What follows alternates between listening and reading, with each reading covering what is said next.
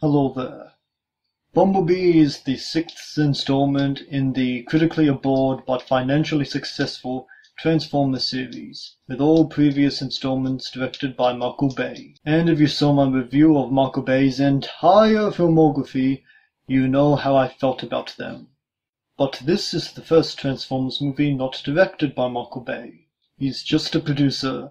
And I know that he did produce a lot of really bad horror movie remakes, but this movie is directed by Travis Knight, the director of Kubo and the Two Strings. And I can say that I liked this movie more than Kubo and the Two Strings, and significantly more than I liked any of the previous Transformer movies. But is this movie good in its own right? Yes. In addition to Travis Knight as director, our screenwriter is Christina Hodson, the writer of the as-of-yet filmed Birds of Prey movie. Though it is over a year from being finished, there is still plenty of time for a ton of rewrites that, regardless of they get credited, could end up in a completely different script. My point is that the screenplay for Bumblebee is good. If the screenplay for Birds of Prey turns out to be bad, don't necessarily blame Christina Hodson. Or maybe I've gone full-blown SJW. Is that pejorative still in use, or have people finally grown up?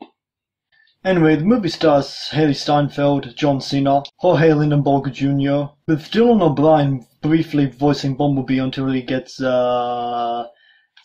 silenced. With Angela Bassett and Justin Theroux voicing the Decepticons that hunt Bumblebee on Earth.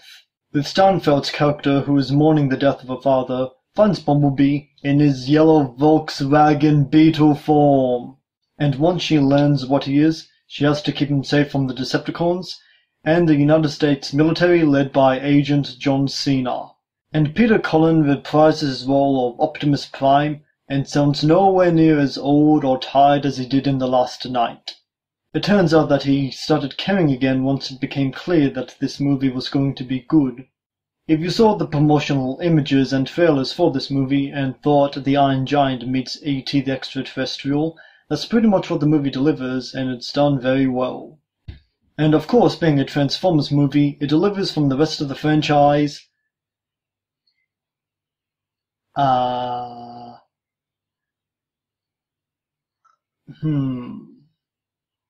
Well, let's start with what it removed.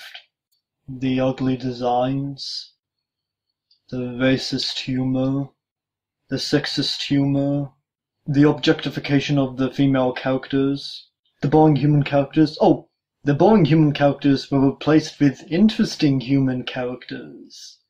Steinfeld's character is sympathetic and well written and well acted, and John Cena proves to be a capable actor right here. Also, the Transformers are no longer pushed into the background. Yeah, if this was directed by Michael Bay, he'd have made Bumblebee a tertiary character in this movie that bears his name. Okay, I'll stop attacking Michael Bay. The soundtrack is good. I don't typically like it when movies fill its soundtrack with songs, but this movie is set in the 1980s and its soundtrack is filled with 80s songs, and that does help create an 80s feel.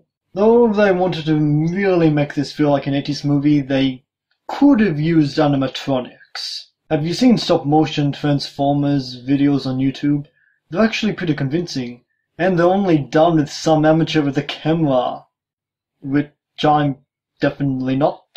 Look, if you saw a Transformers movie, you probably thought of them as bad, and by The Last Night, most audiences seem to have caught on to that. So you may still be hesitant to pay for a Transformers movie, even if it does have 92% on Rotten Tomatoes. I can only ask you to go see it. It's good. It's worth your time and your money. I want Paramount to move the entire series into the direction of this quasi-reboot spin-off prequel. And if you enjoyed this video, please like, share, and subscribe. Sayonara.